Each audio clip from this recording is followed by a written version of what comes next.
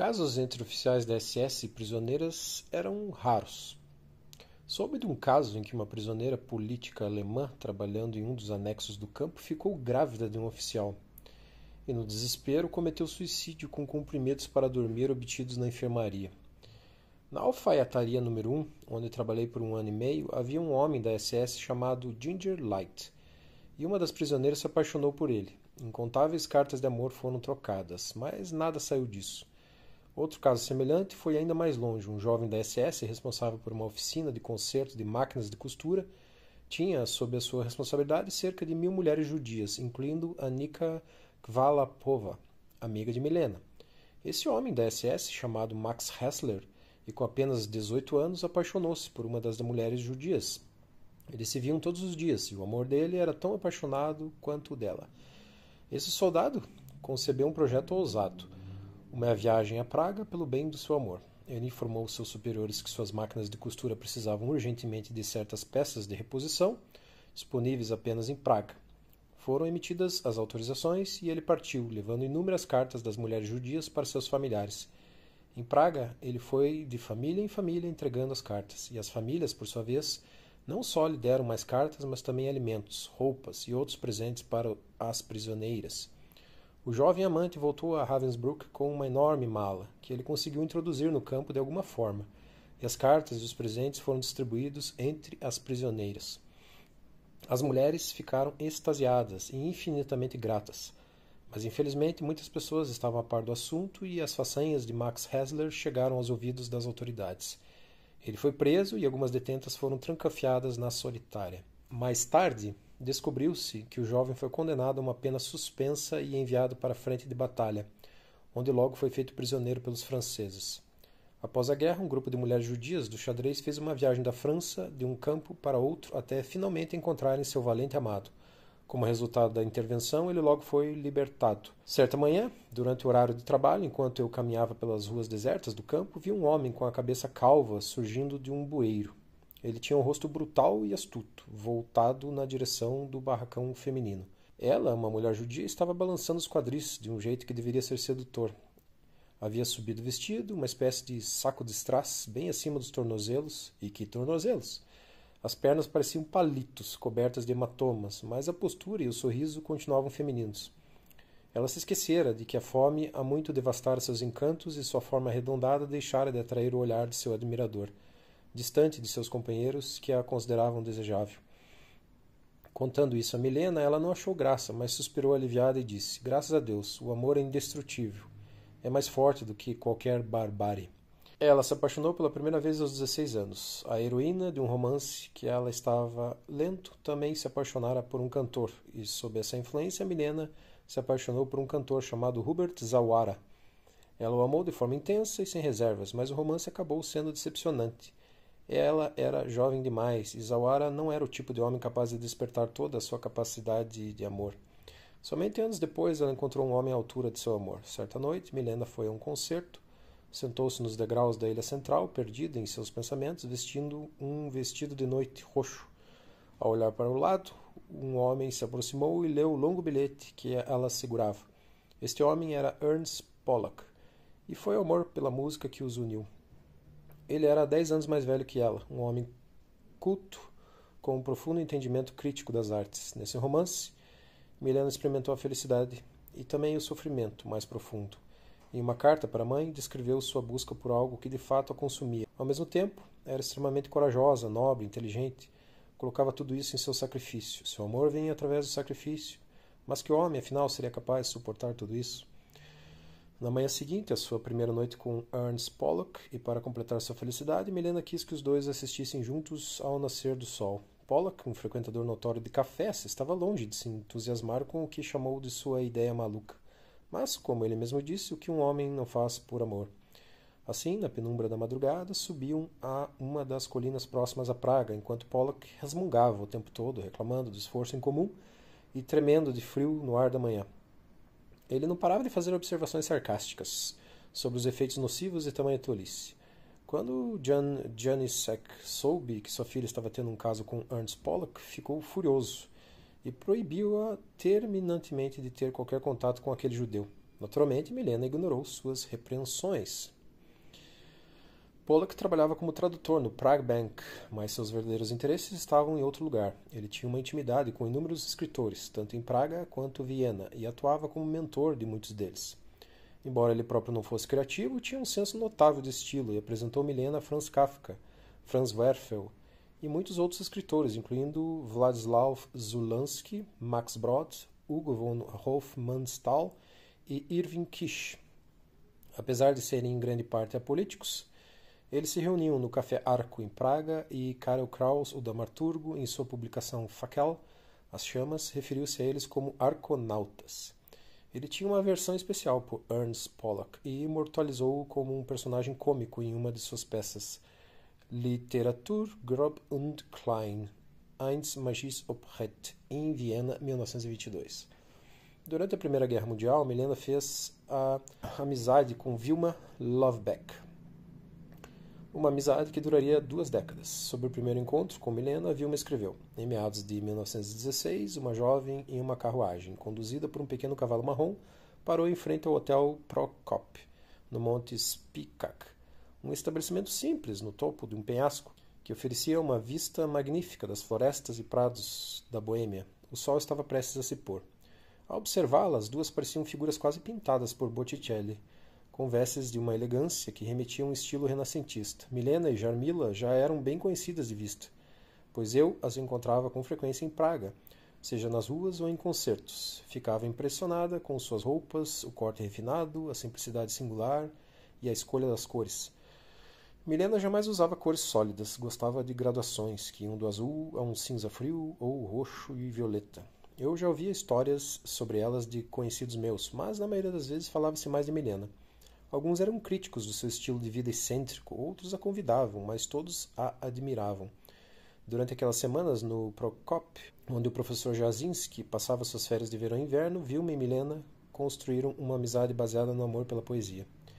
1916 foi um grande ano para a poesia tcheca, aliás, com o surgimento de várias coletâneas excepcionais, refletindo sem dúvida o sentimento generalizado de que a libertação nacional não estava longe. Durante séculos, a literatura na língua tcheca havia sido completamente suprimida ou prejudicada em seu desenvolvimento natural. Apenas uma forma artística conseguiu se desenvolver sem restrições na Boêmia, a canção folclórica.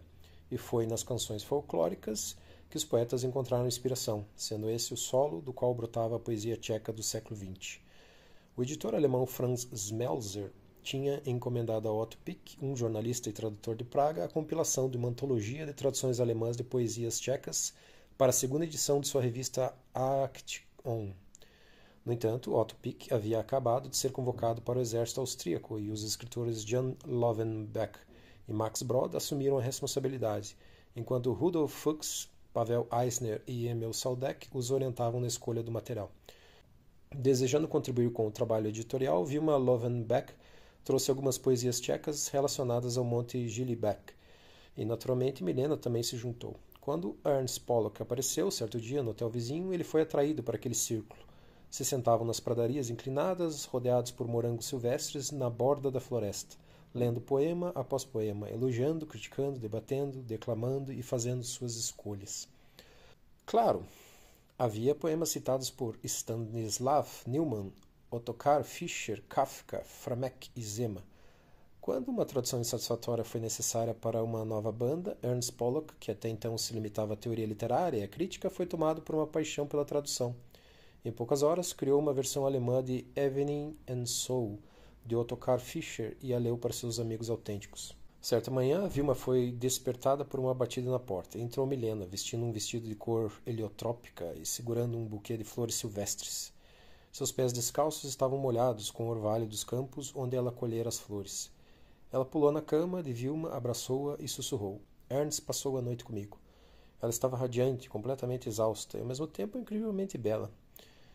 Certo. Continuando, ficou sabido no Prokop que Ernst Pollock, que estava hospedado no vizinho Hotel Risch, que era frequentado por alemães e por isso menosprezado pelos tchecos, estava passando as noites com Milena. O Sr. Prokop, um homem imponente na casa dos 40 anos, que conhecia Milena desde sempre, disse a ela que não era ingênuo, sabia que essas coisas aconteciam, mas não podia permitir isso em sua casa, especialmente com alguém que estava no Rixi.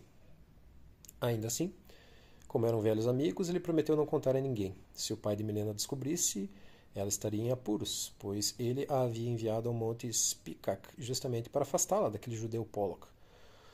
Um ano depois, Jan Jasinski, para quem, como patriota tcheco, o caso de Milena com um judeu alemão era a maior desonra possível, internou sua filha em um sanatório em Velasglavin, contando com o apoio do Dr. Prochaska, pai de Satasa, que apesar de sua reputação de bondade e liberalismo, estava disposto a encarcerar Milena se fosse a única forma de proteger Satasa da influência dela. Milena, ao perceber que as intenções de seu pai eram tirá-la de sua liberdade, havia combinado de encontrar alguns amigos em um estabelecimento de refeições no dia em que foi levada à força. Seus amigos esperaram em vão, até que Els Jarvis, um amigo próximo de Milena, veio correndo e lhes contou o que havia acontecido. Como era de se esperar, Milena sofreu de maneira indescritível e resistiu a cada passo. E suas impressões sobre o que viveu foram resumidas em uma carta que escreveu a Max Brod após a sua libertação. Você me pediu, ela escreveu, para fornecer algum tipo de prova de que o Sr. N está sendo maltratado em Valles Lavigne. Infelizmente, posso lhe dar muito poucas informações definitivas que resistam a um julgamento, mas ficaria muito feliz em fazê-lo. Estive em Valles Lavigne de junho de 1917 a março de 1918. Morei na mesma vila, mas tudo que pude fazer por ele foi emprestar-lhe livros de vez em quando, pelo que fui trancafiada várias vezes. Não é permitido conversar com ninguém. Se descobrissem que ele teve uma conversa, mesmo que sobre o tempo, na presença de uma enfermeira, ambos seriam trancados e a enfermeira dispensada. Comentários de Max Brod. Ela continua a descrever a situação desesperadora em que o interno se encontrava, e as frases seguintes se relacionam principalmente com a própria experiência dela. A psiquiatria é algo terrível quando mal aplicada. Qualquer coisa pode ser interpretada como anormal, e cada palavra pode se tornar uma nova arma nas mãos do seu algoz. Eu poderia jurar que não há motivo plausível para que o Sr. N não possa levar uma vida normal no mundo, mas, infelizmente, não posso provar isso. Temos resenha aqui no canal sobre o uso político da psiquiatria. Vou deixar um link a respeito aqui embaixo. Milena não se resignou à sua vida em Valles Lavigne. Ela procurou um meio de escapar e encontrou um. Comovida pela sua situação, uma das enfermeiras lhe forneceu uma chave do portão do jardim. E a partir daí, Milena escapou para se encontrar com Ernest Pollock sempre que quisesse. No final de 9 meses, Jan Jasinski percebeu a absurdidade do que havia feito e Milena foi libertada. Ela casou-se com Ernst Pollock, todavia, e seu pai retirou seu apoio financeiro, rompendo completamente os laços com a filha. Em 1918, Milena foi para Viena com Ernst Pollock. Deve ter sido difícil para ela deixar Praga, pois amava aquela cidade com as suas estreitas ruas e praças pitorescas, seus cafés, seus pequenos restaurantes da cidade velha. Milena precisava da atmosfera de Praga e tinha um apego à paisagem rural da Boêmia, sua terra natal. Inicialmente viveram em um quarto mal cuidado e mobiliado na rua Norstdorfer, e mais tarde se mudaram para o apartamento sombrio na rua Liches Forstracht. Milena nunca se adaptou realmente a Viena. Ela se sentia solitária e sua vida conjugal foi marcada por crises. Até que ponto Milena era responsável por isso? Ela possuía traços de personalidade que dificilmente favoreciam um casamento harmonioso. Tinha uma língua afiada, era capaz de sarcasmo cruel, mas Pollock também era arrogante, inconsiderado e dominador. Contudo, a verdadeira razão do colapso do casamento era que, como muitos jovens artistas e escritores da época, Pollock acreditava no amor livre. Mesmo antes de deixar Praga, ele já tivera casos com outras mulheres. Milena achava que era seu dever ser aberta de mente e tentava se convencer de que ele tinha direito à sua liberdade, tentando se colocar acima de tudo isso. Mas isso não passava de uma máscara por trás da qual ela escondia seu desespero. Ela era jovem, apaixonada, estava profundamente enamorada de Pollock. Pouco a pouco foi perdendo sua autoconfiança e temendo que ele a deixasse. E ela se tornou freneticamente ciumenta e recorrendo a medidas irrazoáveis na esperança de reconquistar o amor pelo qual havia sacrificado tanto. Ernst Pollock, que estava trabalhando em um doutorado, era um participante entusiasta de um seminário filosófico presidido pelos positivistas lógicos Moritz Schlick e Otto Neurath, que viria a se tornar o núcleo do Círculo de Viena. O entusiasmo dos seus membros beirava o fanatismo religioso. Quando o escritor Felix Wells, um velho amigo de Praga, encontrou Pollock em Viena, Pollock contou-lhe sobre seus estudos e a tese em que estava trabalhando. Surpreso com o tom com que Pollock falava do seminário, Wells exclamou: "Mas, meu Deus, vocês são como uma seita?" E Pollock respondeu: "Sim, é exatamente isso que somos." Ernst Pollock costumava frequentar o café Herrenhof, onde ele e seus amigos se encontravam quase todas as tardes e permaneciam até altas horas da noite, como era costume, tanto em Viena quanto Praga. Os cafés eram o centro da vida artística e intelectual. Escritores, pintores, filósofos, todos passavam por ali, apreciando uma xícara de café preto e encontrando inspiração no clique das bolas de bilhar na sala escura, nos sons da rua e no zumbido das conversas ao redor. Além dos amigos que tinham em Praga, os amigos de Pollock e Milena em Viena incluíam Franz Blei, Gina e Otto Kaus, o psicanalista Dr. Otto Gross, Friedrich Eckstein, Hermann Brock e Willy Hess. Relutantes em encerrar as conversas estimulantes nos cafés de Viena, costumavam se acompanhar até em casa, e mesmo com os bondes já tendo parado de circular naquela hora avançada, esse costume os levava um extremo a outro da cidade e às vezes o dia já nascendo antes que os últimos adeus fossem ditos.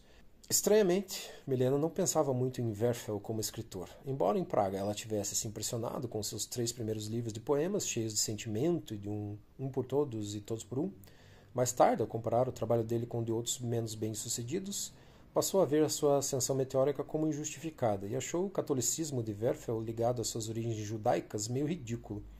Mas outra razão para a sua opinião negativa sobre Werfel podia ser o distanciamento crescente em seu relacionamento com Ernst Pollock, que era amigo próximo de Werfel.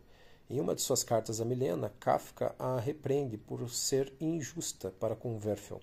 Onde está o seu entendimento da natureza humana, Milena? Já duvidei disso em várias ocasiões, por exemplo, quando você escreveu sobre Werfel. Talvez houvesse amor no que você disse, e talvez apenas amor, mas mesmo assim é errado ignorar tudo o que há em Werfel e focar apenas em sua gordura. E a propósito, ele não me parece gordo. Na minha opinião, Werfel fica cada vez mais atraente, charmoso a cada ano. É verdade que não o vejo há muito, mas você sabia que apenas pessoas gordas são confiáveis? Temos resenha de cartas a Milena aqui. Ensaios à ironia. Vou deixar o link aqui embaixo. Milena, então, costumava ouvir essas discussões esotéricas da filosofia enquanto ainda estava de roupa, muitas vezes acordada no meio da noite. Alguns convidados permaneciam por ali até o amanhecer, e um deles tinha o hábito estranho de se esconder no tapete. Era uma boemia diferente daquela a que ela estava acostumada em Praga. Se ela se sentia isolada em Viena, talvez fosse porque, infeliz, sempre parecia triste e abatida. Certa vez, ao se juntar aos outros no café Herrenhof, Franz Bieley comentou maldosamente: "Olhe para Milena, ali está ela de novo, parecendo um dos irmãos Karamazov de Dostoiévski." Milena conhecia o charme fácil e a coqueteria das mulheres vienenses, mas sua beleza não favorecia intimidades. Seu porte era como de uma tatuagem egípcia, sem rodeios, e ela sempre foi bastante pálida. Seus olhos azuis, penetrantes, em contraste com seus cílios e sobrancelhas castanhos, refletiam um fogo interior. Sua linha de mandíbula, firme e decidida, contrastava com a sua delicadeza, e impressionava as pessoas por sua independência e autoconfiança. Nada em sua aparência sugeria que ela precisaria de proteção e carinho, mas era exatamente isso que ela desejava. Willy Haas retrata Milena daquela forma na época. Se algum amigo expressasse o desejo de tê-la por perto e ela sentisse que esse desejo tinha um significado especial para ele, ela não hesitava nem por um instante, tomava uma atitude imediata. Quando Willy Haas precisou urgentemente de um quarto, pois havia se apaixonado, Milena providenciou o empréstimo de um quarto de um bom amigo e o decorou com flores e frutas, como um presente. Ela mal tinha dinheiro para comida, então provavelmente precisou pedir emprestado para conseguir tantas flores. Essa generosidade era algo natural para Milena. Ela esperava o mesmo de seus amigos, que, porém, frequentemente a desapontavam. Quando Willy Haas voltou da Primeira Guerra Mundial, ele tinha consigo uma quantia de vales de pagamento, que, para sua surpresa, ele conseguiu resgatar. Ao saber que a guerra tinha terminado, muitos soldados acharam que esses vales não tinham valor e os jogaram fora, mas Haas foi um dos que os guardou. Ao voltar, ele foi visitar Milena e contou a ela sobre sua boa sorte. Ela estava precisando urgentemente de dinheiro e ele pediu ajuda. Quando ele hesitou, ela simplesmente pegou o dinheiro dele. Por alguns momentos ele ficou furioso, mas depois sentiu vergonha. Como ele pôde ter se prestado a isso? Como pôde ter hesitado em ajudar Milena por um segundo? Ele se sentiu humilhado. Milena lhe ensinou uma lição. Após as palavras de Kafka na carta para Milena, Haas escreveu que, às vezes, ela dava a impressão de uma mulher nobre do século XVI ou XVII, uma personagem como aquelas encontradas nas crônicas italianas antigas, inseridas nos romances de Stendhal, como o Duque de Saint-Severina. Por exemplo, era apaixonada e perspicaz em suas decisões, mas imprudente na escolha dos meios quando se tratava de paixão. Em sua juventude, isso acontecia com frequência. Como amiga, era incansável em sua bondade, incansável em suas buscas, muitas vezes misteriosas, mas também incansável nas exigências que fazia aos amigos, exigências que ela e eles davam como certas. Fora de lugar naquele ambiente erótico e intelectual dos cafés vienenses dos anos após 1918, ela se sentia muito infeliz. Naqueles anos difíceis em Viena, ela estava determinada a sustentar a si mesma. Era difícil, pois ela não tinha formação nem profissão. Dava aulas de xadrez, principalmente para industriais cujas fábricas e propriedades, após a dissolução do Império Austro-Húngaro, ficavam na Tchecoslováquia. Um desses alunos era o escritor Hermann Brock. Inicialmente, as aulas eram apenas uma fonte de renda. De vez em quando ela estava especialmente sem dinheiro e Ernest Pollock não lhe dava recursos para o lar, ela ia a uma estação ferroviária e oferecia serviços como carregadora. Ela estava disposta a qualquer tipo de trabalho. O sofrimento dela vinha da sua solidão. Seu pai a rejeitara e quase não havia um dia em que Ernest Pollock não a humilhasse. Profundamente magoada, se recolhia em si mesma. Se sentia como se o chão fosse tirado debaixo de seus pés. Quando Kafka lhe escreveu mais tarde, você que realmente entrega sua vida a tais golpes, esses golpes não podem ser levados de ânimo leve. Milena estava convencida de que Pollock havia deixado de desejá-la por causa de sua roupa simples, incapaz de competir com as admiradoras elegantes dele. Mas como ela poderia comprar roupas boas se mal conseguia se alimentar adequadamente? Uma amiga, filha de pais abastados, soube de seus problemas e encontrou uma forma perigosa de ajudá-la. Furtou uma joia valiosa dos pais, vendeu-a e deu o dinheiro a Milena.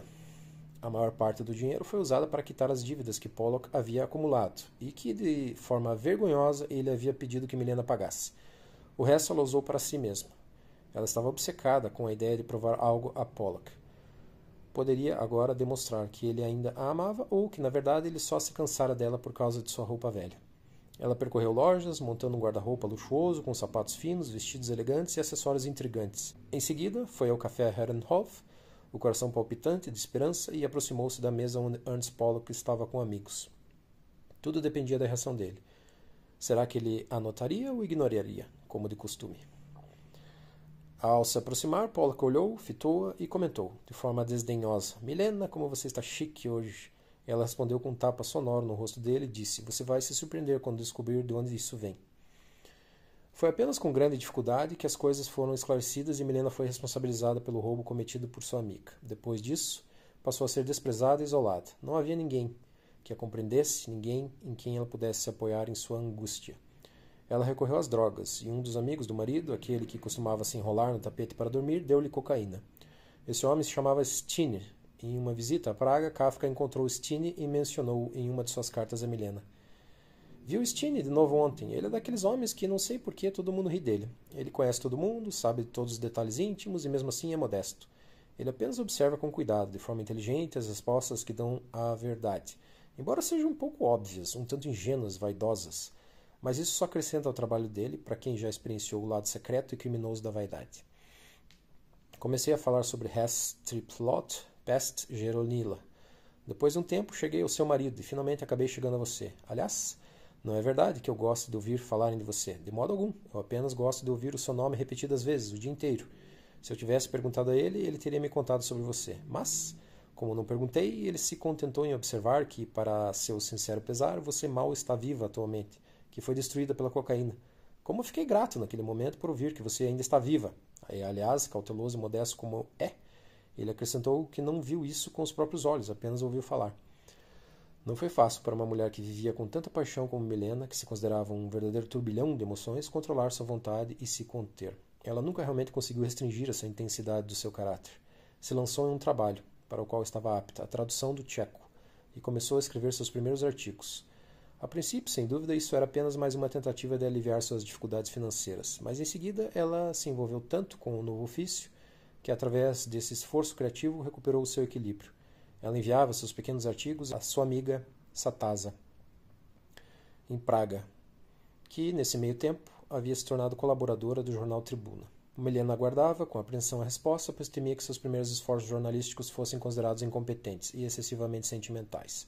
No entanto, foram aceitos. Ela sentiu orgulho de ver seu nome impresso e ficou radiante por poder contribuir com as despesas do lar. Contudo, Pollock dava esta contribuição como garantida. Uma vez, no calor de uma discussão, ela cometeu um grande erro. Para impressionar o marido, falou sobre seu sucesso jornalístico e lhe mostrou seus artigos. Pollock leu-os e explodiu em risadas. Ela ficou arrasada com a reação. Mesmo antes de Milena começar a falar sobre seu relacionamento com Franz Kafka, me contou, certa vez, enquanto caminhávamos de um lado para o outro, sob a luz pálida do entardecer, a história do viajante comercial Gregor Samsa, em A Metamorfose de Kafka. Mais tarde, descobri que o que ela me contou era sua própria versão particular da novela de Kafka. Ela era a viajante comercial, a indefesa e incompreendida Samsa, metamorfoseada em um enorme besouro e escondida pela sua família por vergonha. Ela detalhou especialmente a enfermidade do besouro e como foi afligida por uma ferida nas costas, onde sujidade e ratos poderiam ter se acumulado, e ela era deixada sozinha para morrer. Em 1920, em Viena, Milena leu as primeiras histórias de Kafka, e mesmo naquela época ela reconheceu sua grandeza, olhando para sua obra com profunda veneração, enquanto vivesse. A prosa de Kafka, ensinava, era a perfeição em si mesma. Durante seus anos em Viena, sua própria experiência lhe conferiu um sentimento especial pelas obras de Kafka, e isso, sem dúvida, a levou a decidir traduzi-las. Assim, embora seu domínio do alemão ainda não fosse perfeito, se tornou a primeira tradutora para o tcheco de O Veredito, A Metamorfose e Contemplação. Temos resenha aqui do Veredito e Metamorfose. Vou deixar os links aqui embaixo. Ela enviou uma de suas traduções ao editor-chefe e recebeu uma resposta pessoal do autor. Na primeira das cartas de Kafka para Milena, que se conservou, ele sugere que talvez a tenha ofendido com suas observações. Aparentemente, ele havia criticado sua tradução e essa crítica parece tê-la levado a querer encontrá-lo pessoalmente. Eles já se conheciam antes do encontro decisivo, pois frequentavam os mesmos círculos literários em Praga. Isso pode ser inferido de uma das primeiras cartas que ele escreve. Me ocorre que não consigo me lembrar de nenhum detalhe da sua aparência, apenas do modo como você caminhava entre as pequenas mesas ao sair do café. Sua silhueta, seu vestido, isso ainda posso ver. Kafka, cujo diagnóstico de tuberculose já havia sido confirmado pelos médicos, estava então em tratamento em Merano. Milena foi visitá-lo lá. Ela escreveu sobre esse encontro em seu pequeno livro O Caminho para a Simplicidade, publicado em Sandswit, onde, embora sem mencionar Kafka pelo nome, no capítulo intitulado Uma maldição de qualidades nobres, expressa a opinião de que pessoas rigorosamente virtuosas não são necessariamente as mais bondosas, mas muitas vezes, ao contrário, podem ser perigosas e más, ao passo que homens com as chamadas falhas de caráter são, não raramente, mais gentis e tolerantes. A bondade excessivamente escrupulosa também é uma forma de egoísmo, não é verdade? Ela conta que seu próprio pai era um desses homens virtuosos e, curiosamente, fala de si mesma como se fosse seu filho. Meu pai nunca contou uma mentira em toda a sua vida, e isso é realmente um feito. Mas, se seu filho fosse um pouco enganoso de vez em quando, não seria taxado de mentiroso. Meu pai, por outro lado, cheio de orgulho, por amor à verdade, embriagado de autoestima, acabou se tornando tão cruel que, do ponto de vista pedagógico, teria sido melhor se ele tivesse sido obrigado a mentir uma única vez na vida. Assim, não teria tratado sua filha tão cruelmente. No artigo, Milena compara o homem de qualidades nobres com um verdadeiro homem bom, e esse, para o seu modo de pensar, era Franz Kafka. Acredito que ela tenha escrito que o melhor homem que já conheceu seria um alemão que encontrou várias vezes em companhia. Com o tempo ficou claro que esse alemão era Kafka, que era ao mesmo tempo alemão e judeu, pois ao final de seu pequeno livro ela conta uma história que Kafka havia escrito para ela em uma carta. Ninguém sabia muito sobre ele. As pessoas não o consideravam extraordinário ainda.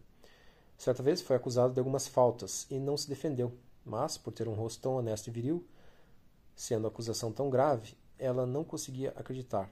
Sentiu-se angustiada a pensar de que aquele homem de semblante franco e olhos serenos pudesse ter feito algo desprezível. Por isso, decidiu descobrir o que realmente havia acontecido.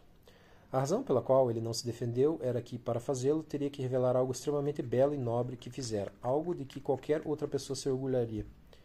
Eu jamais havia visto nada parecido. Mais tarde percebi que ele era, em todos os sentidos, a pessoa mais notável que eu já conheci, e nada mais me convenceu tanto quanto aquele pequeno vislumbre de seu coração, diz Milena. Ele era infinitamente nobre, mas fazia disso um segredo, como se tivesse vergonha de ser, de algum modo, superior aos outros. Era incapaz de fazer qualquer coisa que revelasse quem realmente era. E as mais belas ações que praticou foram feitas com um desafio silencioso, em segredo. Sim, realmente em segredo. E não de modo a permitir que todos soubessem que eles havia feito em segredo. As pessoas realmente boas, elas não fazem questão de aparecer, né? Elas fazem o bem pelo prazer de fazer o bem. Quando ele morreu, não tive hesitação em dizer que ele era o bom demais para esse mundo. A frase se justificava no caso dele. Li em um de seus diários sobre um incidente de sua infância, e considerei aquilo a coisa mais bela que já havia lido. Vou contar a história aqui. Quando ele era pequeno, sua mãe lhe deu um xelim. Ele era muito pobre, nunca tivera tanto dinheiro, e isso era algo grandioso para ele, porque havia ganho aquele dinheiro, o que tornava tudo ainda mais especial. Ele saiu à rua para comprar algo com aquele dinheiro, e lá viu uma mulher mendiga, tão pobre que ele desejou com toda a sua alma dar a ela o seu xelim. Mas aqueles eram tempos em que um xelim representava uma pequena fortuna para uma mulher mendiga ou para um garoto. Ele imaginou o louvor e a gratidão que receberia e a atenção que atrairia, e então foi embora e trocou o xelim. Quando voltou, deu à mulher mendiga um centavo. Correu ao redor do quarteirão e, vindo de outra direção, deu-lhe outro centavo. E assim ele fez 12 vezes, dando-lhe com precisão todos os 12 centavos, sem guardar nada para si. Depois disso, ele desatou a chorar. Acho que essa é a mais bela história de fadas que eu já ouvi. E quando a li, decidi que jamais a esqueceria enquanto vivesse. O amor entre Kafka e Milena começou em Merano, em 1920, e foi apaixonado e trágico, como se pode ver nas cartas que Kafka escreveu a Milena. Quando as li, senti-me sobrecarregada por memórias dela. Tudo o que Kafka dizia sobre ela era verdade. E como o grande escritor a via, ele a amava. Ela nunca recorreu a artifícios femininos e era incapaz de o manipular. Tinha o dom de perceber o sentimento do homem amado e, por vezes, conseguiu relatar com precisão uma crise emocional que ele tivera dias antes. Você não conhece verdadeiramente uma pessoa, ela disse certa vez, até que você a tenha amado. Poucas declarações de Milena sobre Kafka chegaram até nós, mas elas testemunham o profundo entendimento que ela tinha do cinismo dele e de sua doença trágica. Milena tinha 24 anos quando se conheceram. A vida foi cruel com ela, e ela havia amadurecido, além das lágrimas. Era jovem, saudável, como escreveu mais tarde, muito próxima da terra. Ela amou Kafka, apaixonou-se por sua honestidade, seu rosto viril, seus olhos serenos, que olhavam diretamente para quem estava à sua frente. Em 1920, quando Wilma Lovenbeck foi visitá-la em Viena, ela disse à amiga: "Você conhece Kafka? É um homem maravilhoso." Ela o sobrecarregava com cartas e telegramas, e quando ele hesitava, mais ela insistia urgentemente para que ele fosse vê-la. Eles tiveram dias felizes juntos em Viena. As árvores de castanheira estavam floridas, ela me contou. Mas, mesmo naquele encontro, as primeiras sombras pareciam ter caído sobre o amor deles. Como ela escreveu muito depois, em uma carta a Max Brod, se ela fosse apenas uma mulher comum, aqueles dias em Viena provavelmente teriam significado o fim do amor. Mas o vínculo entre ela e ele, com o seu poder de dar vida, era muito mais do que físico. Suas cartas mais belas, ele escreveu a ela. E isso significa muita coisa.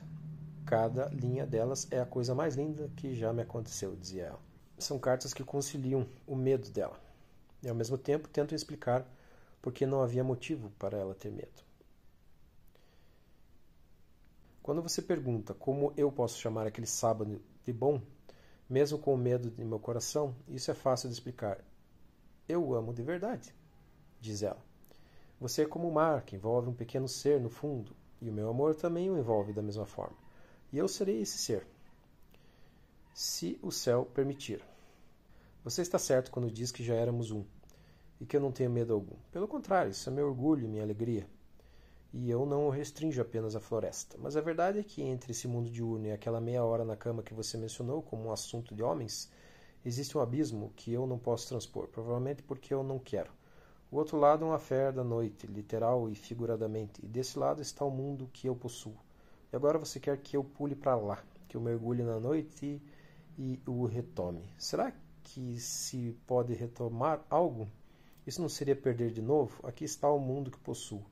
E você quer que eu o atravesse em nome de alguma magia sinistra, algum truque, alguma pedra filosofal, alquimia, algum anel dos desejos? Não, não, não, não. Eu tenho muito medo disso.